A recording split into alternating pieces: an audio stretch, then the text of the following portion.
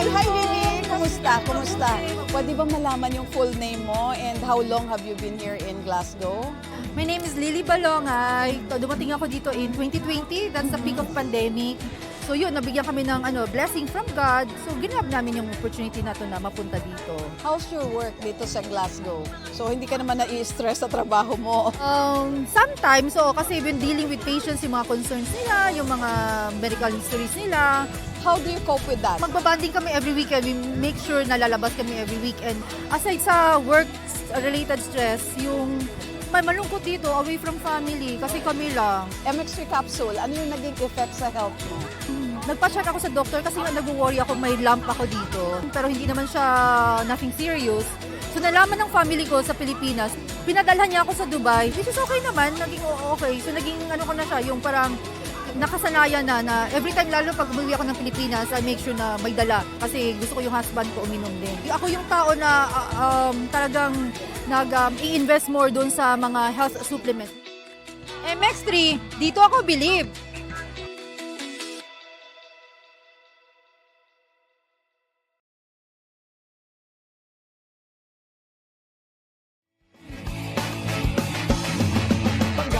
Energy kaibigan mo, Pangga, energy ang numero uno. Kaya't tumalo na at isigaw mo. Same, pero iba. Pag sabihin radyo, sabihin mo energy.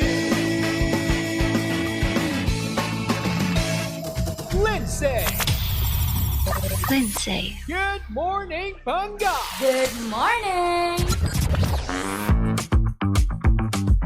Ang pinakamakulit na girlfriend mo sa balat ng radyo. Isang magandang morning sa inyong lahat! Ako pa rin po nag-iisang girlfriend mo sa radio. My name is Lindsay. Makulit, pero may puso. Handang makinig sa mga kwento mo. Alam mo, feeling ko kailangan mo na siyang iwan kasi it doesn't make sense. Ang kwento sa lihim ng liham.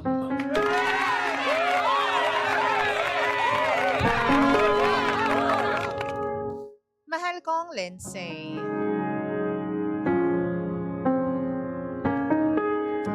Magandang umaga po sa lahat. Ako nga po pala si Jill, 29 years old, mula po dito sa Rizal.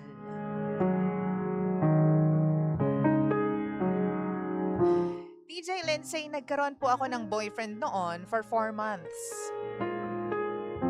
Sa umpisa, masasabi kong masaya. Nandun yung tawagan for 16 long hours. Kompletong update, may pictures. At yung pagkikita namin, sobrang regular kasi malapit lang siya sa akin. Pero nung 3 months na kami, napansin ko na parang nababawasan na lahat. Yung update, yung pictures, yung tawag, pati yung pagkikita at dates namin, bibihira na lang.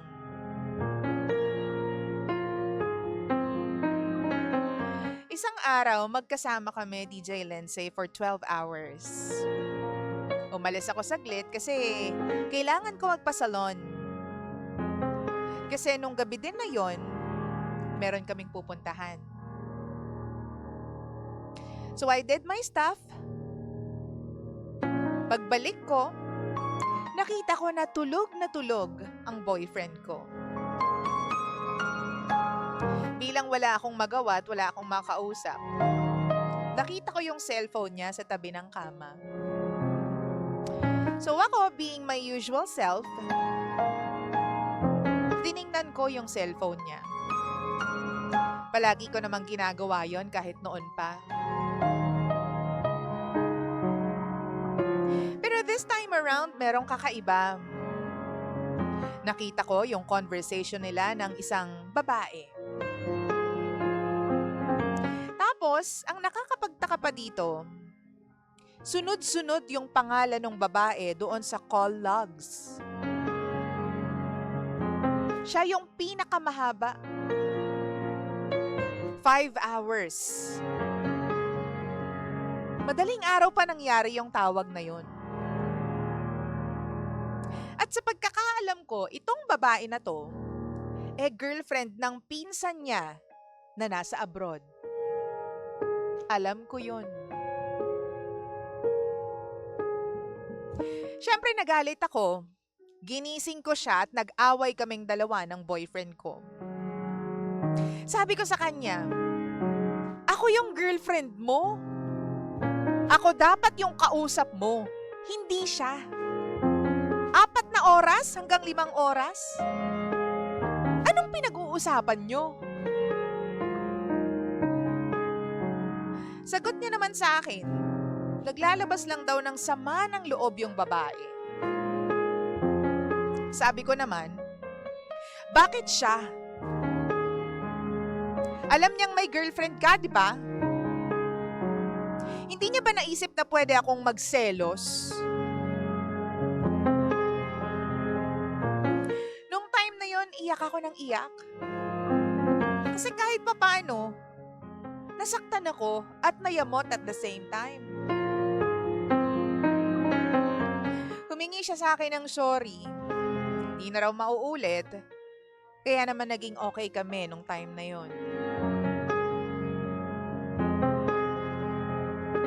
Pero after ilang araw, online siya pero hindi niya ako nire-replyan, DJ Lindsay.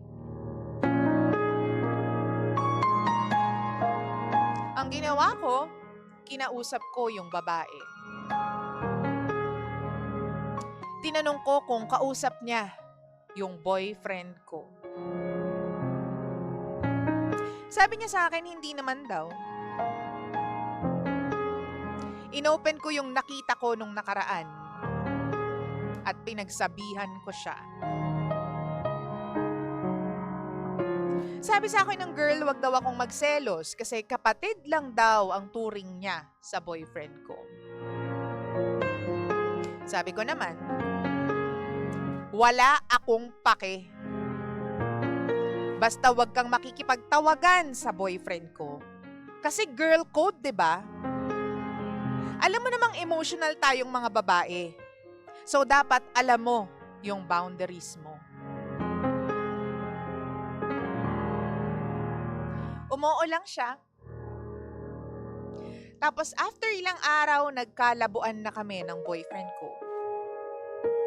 And then, naghiwalay kami.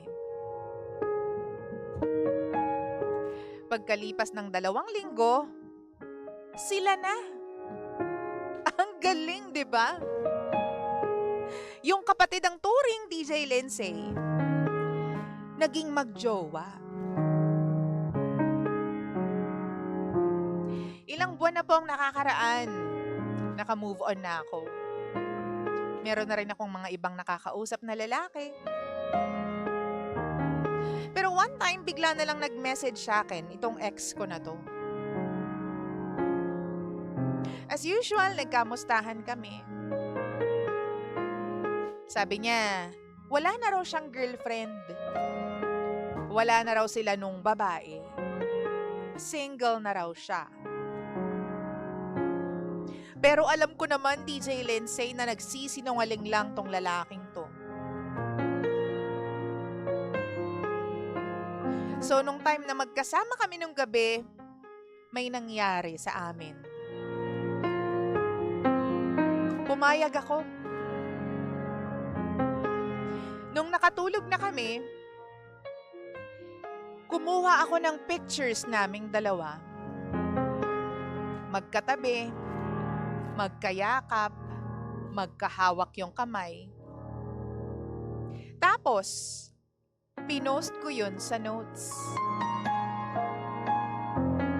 Kinostomize ko na yung babae lang talaga yung makakakita. Maya-maya pa, nangyari na yung pinakahihintay ko. Nag-message ng question mark yung babae.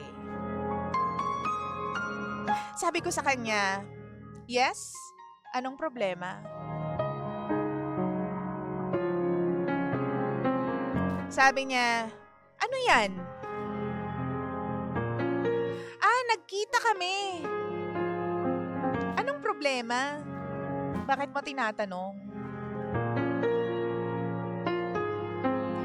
Sabi niya sa akin, boyfriend ko yan eh. Sumagot naman ako, ay girl, ang sabi niya, wala na kayo at single na siya. Sinend ko sa kanya lahat-lahat ng pictures at conversations namin kung paano may nangyari muli sa amin. Tapos, binlock ko na silang dalawa. Matapos yung araw na yon, sigurado ko mag-aaway sila. At wala pa rin akong pake. Nakaganti na ako. Galit na galit yung ate mo sa multo niya. Sinadya ko naman talaga eh. Pinlano ko to. Gusto ko talagang iparamdam yung sakit na nararamdaman ko.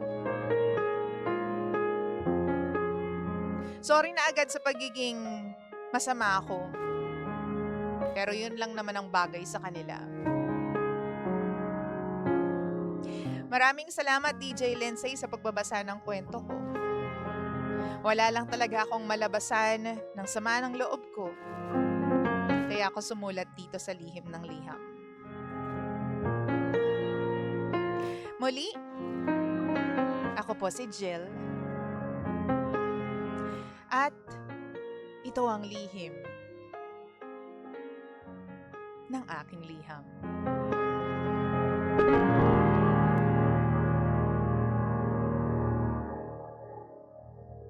Lihim ng liham.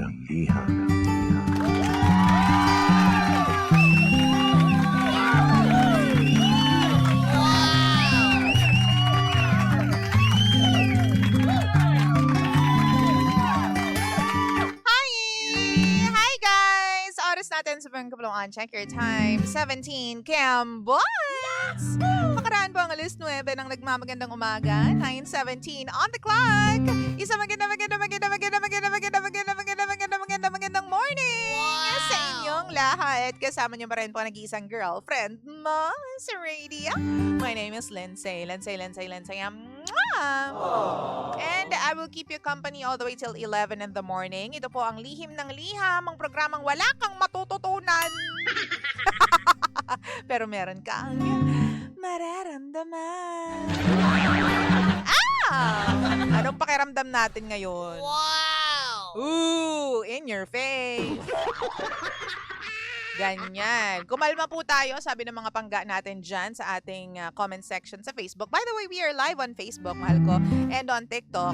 Hanapin nyo lamang po kami, facebook.com/energyfm1067. And yan, sa TikTok din po, energyfm1067. Okay? Bago po tayo magsimula, babatiin ko muna yung mga nakikinig sa atin ngayon. Yung mga paliga-liga, di ba? Na-mention to ha, yung sports kahapon, sabi ni Pangulong Bongbong Marcos, palalakasin daw yung sports para daw sa health ng mga Pilipino. In fairness naman. Speaking of sports, may paliga. At pa-shoutout naman daw. Opening ng Season 6 ng TBC mamaya na yan. Liga po ito, 6 p.m. sa Food by the Court sa Buendia. Nakakatawa panoorin to ngayon kasi nga mga old school PBA teams ang nagbabalikan. Ang taray na. Pati uniforms, old school vibes, tsaka congrats na rin sa TBC, more power sa inyo. At syempre, yung team ni Romel na Alaska, lalaro mamaya. Oo, ang taray. Wow! Congratulations!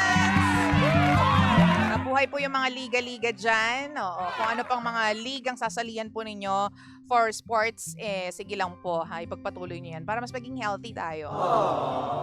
9:19 on the clock. Mahal ko, pangga ko, baby ko. Gandang umaga rin po sa lahat po ng mga nakarelate dito sa kwento natin ngayon. Ay, talaga naman may pagganti si ate.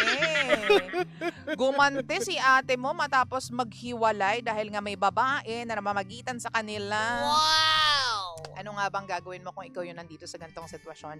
At ano bang gagawin mo, mahal ko, sa sinabi o kinuwento sa atin itong si Jill? Si Jill kasi ngayon, talagang masama lang daw yung loob kaya napasulat siya sa Lihim ng Liham. Wala naman siyang hinihinging advice, pero dahil mga chismosa tayo, mag-a-advise tayo.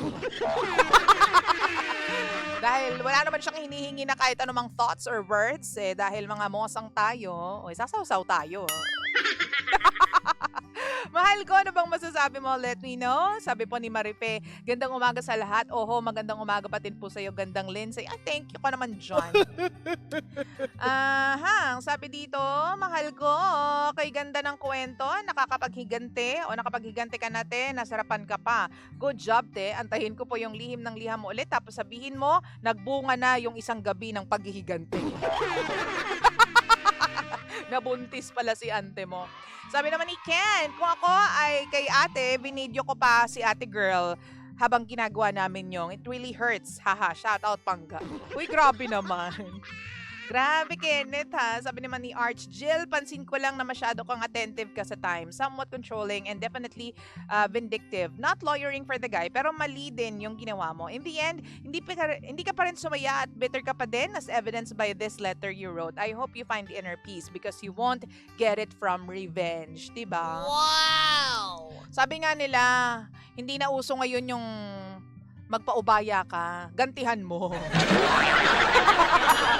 Ay, grabe naman. Thank you very much, my friend, si Arch. Sabi ni Evan Alcantara, kamusta DJ Lindsay? Shoutout naman po. Evans Pares or Evans Pares. Hello! Kamusta kayo dyan? Mga nakikinig sa atin dyan sa Paresan. Si Jeff Oliveros. Ang lesson dyan, wag na wag papakailaman ng cellphone ng jowa para hindi magkaroon ng problema. Taray, ham. Sabi ni Diyos, sa power ka dyan sa revenge mo, pero naway wag magbunga yung paghahabol mo. Actually. Sabi naman po dito ng ibang mga panggapo natin. Sabi ni Fatso, panalo na. Talo silang tatlo. In war, there are no real winners. Only casualties, ika nga, body counts. Totoo naman. Sabi naman ni Zamora, Rona Marie. Ay! Ayok basahin yung una. Bumigay ka sa kanya, mas lugi ka kasi babae ka. Pinababa mo lang ang pagkababae mo dahil nagpagamit ka sa ex mo.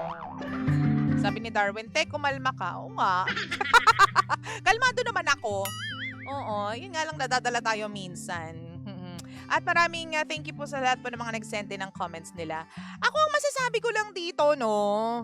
Hindi nga talaga maitatama ng isang mali ang isa pang mali. Pero kasi hindi mo masisisi yung mga taong naghihigante dahil nasaktan sila, no? Alam naman natin na idealistically speaking, no? Talagang mali yung maghigante. Pero minsan, dala ng panibugho, dala ng emosyon, nakakagawa tayo ng mga bagay na hindi natin alam kung ikatutuwa ba natin in the end or pagsisisihan natin in the future. But, alam mo, kapag ang ex mo, iniwan ka para sa ibang babae or nakipag-break sa'yo dahil sa ibang babae, let go mo na, di ba? At kapag minessage ka ng taong nanakit sa'yo, I don't think may rason pa para mag-reply ka, bakla. Diba? Ba't mo re-replyan yung taong pinasakitan ka? Yung taong niloko ka for another woman? Wow! Diba? Alam mo, mas malalang higanti na yung tipong hindi ka nagre-reply at nakikita ka na lang nila na nagpa-prosper, nagpa-progress sa life. Diba? Sabi nga nila, success is the best revenge. Totoo naman. Para sa akin lang, no? Kasi may mga pagkakataon din na syempre nasaktan tayo ng mga ex natin. Ako, nasaktan ako ng ex ko before. Pero naghiganti ba ako? Syempre naman. Tsareng. Ako totoo, hindi. Hindi talaga ako naghiganti. Una sa lahat, sinabi sa akin ng mga nakakatandayan before na ba't kailangan mong gumanti? Ba't kailangan niya makita na nagiging okay ka na sa life? You do you, sabi nila. So, ako, naging masaya na lang ako sa life ko. Kung sakaling meron ako nagawa na hindi maganda noon, kaya kami naghiwalay, or meron siya nagawa sa akin, kaya kami naghiwalay, quits-quits lang naman. Ibig sabihin lang noon, hindi talaga kami meant to be together. 'Di ba? At wag na natin gantihan pa. Kasi sayang lang sa time, sayang sa, alam mo yun, sayang sa effort. Wow! Kung marami kang time, talaga maiisip mong gumante. Pero siguro, ipagpasalamat ko na lang din na nung mga panahon na yon, busy-busyhan ako kaya hindi na ako nakapaghigante. Diba? Sabi ni Josa, naalala ko bigla yung kay LJ Reyes at kay Yen Santos. Ay, oo nga no. Di ba may ganyan din silang effect? Oo. Di ba ngayon hindi rin sila naging okay ni Paulo. Pero, well, Sabi nga nila, what goes around comes around. Hindi natin alam. Alam mo, mas maganda para sa akin to wish them all the luck and the love in the world. Kung halimbawa, iniwalayan ka ng ex mo, halimbawa ako, iniwan ako ng ex ko para sa ibang babae, edi, thank you universe kasi pinakita mo sa akin na itong lalaki na ito, iiwan ako para sa ibang babae na hindi siya satisfied sa akin, na hindi sapat yung pagmamahal na binibigay ko. That is why, naghanap siya ng iba. Hindi siya kontento sa akin. Naghanap siya ng iba. Okay na rin yun. Wow! Kesa naman sa hindi siya kontento pero pinalalabas niya na mahal niya ako tapos nagtitiisan lang pala kaming dalawa. 'Di ba? Tapos kapag kasal na kami, saka lang kami magkakaroon ng confrontation. Ayaw naman natin nun. Ngayon pa lang pinakita na sa'yo na hindi kayo ang nararapat para sa isa't isa. Okay na yun. Pagpasalamat mo na sa universe, ipagpasalamat mo na kay Lord na ngayon pa lang nalaman mo na. 'Di ba? Tsaka yung sakit, sabi ko nga, nagagawa ng mga tao yung mga paghihigante because nasaktan ka. Ang pusong nagmamahal, talagang nasasaktan. Wow! Doon mo malalaman kung nagmahal ka ng totoo. Doon mo malalaman kung nagmahal ka ng tunay kapag nasaktan ka. Kasi mahal ko kapag hindi ka nasaktan at wala kang feelings, 'di ba? Pag naging manhid ka lang, na pinabayaan mo lang, na niloko ka ng tao tapos wala kang reaction, ibig sabihin, hindi mo siya ganun kamahal. Ibig sabihin, di ka nag-react, wala kang kahit anumang fuzz, ibig sabihin, baliwala lang siya sa'yo. Wala siyang effect sa buhay mo, wala siyang impact sa buhay mo, kahit mukha siyang impacto. Diba? So, ipagpasalamat mo na rin na meron kang chance na naramdaman mo yung senses mo, yung feelings mo, nakaramdam ka ng sakit, kasi ibig sabihin, patunay lang yon na nagmahal ka ng tunay. Nagmahal ka ng totoo. Yun nga lang, maling lalaki. Wow! Sabi ni Snowflakes, well done ate, karma is a pututut. Ay, nako. Yaan mo na. No? Mag-move on na tayo. Total, sabi nga natin nakaganti ka na. Enough na yun. Ikaw, ang gawin mo naman sa sarili mo, pagpagandahan mo yung sarili mo, better yourself, so that the next person you'll be with, mas maging okay yung relationship ninyo. Wow! I'm sure may mga red flags yan with your ex-boyfriend. Hindi mo lang napansin because you were so in love. At saka, yung mga nagko-confide na yan, mga nagko-confide ng sama ng loob. Ito na yung pinag-usapan natin kahapon, di ba? Yung pagko-confide mo sa opposite sex. Ay, naku, hindi tama yan. Ayan, red flag na yan agad kapag may nakita kang ganyan. Again, ipagpasalamat mo na lang. Yun yung bottom line. Ipagpasalamat mo na lang, mahal ko, na ngayon, ganito pa lang kaaga, ilang buwan pa lang kayo, nakita mo na yung tunay na kulay ng ex mo. Wow! And never ever go back to the person who hurt you. Yahoo! Yun lang masasabi ko ng malala. At, ano pa, yung mga nasasabi nyo dyan, ang dami nyong sinasabi dyan, mga pangga. Mahal ko, thank you very much for tuning in. Siyempre naman, lihim ng liham, pwede ka pa rin mag-send sa akin ng story mo. Puntahan mo lang yung Lindsay1067, Lindsay 1067. At this time around, ito, i-play natin tong kanta ni Rachel Alejandro. This song is Bulag sa Katotohanan. Mahal ko, pangga ko, baby ko. I hope you enjoy this. 9:28 on the clock. Tayo pa rin po ang number 106.7 Energy FM. Pagka wag mo sabihing radyo, sabihin mo... Energy!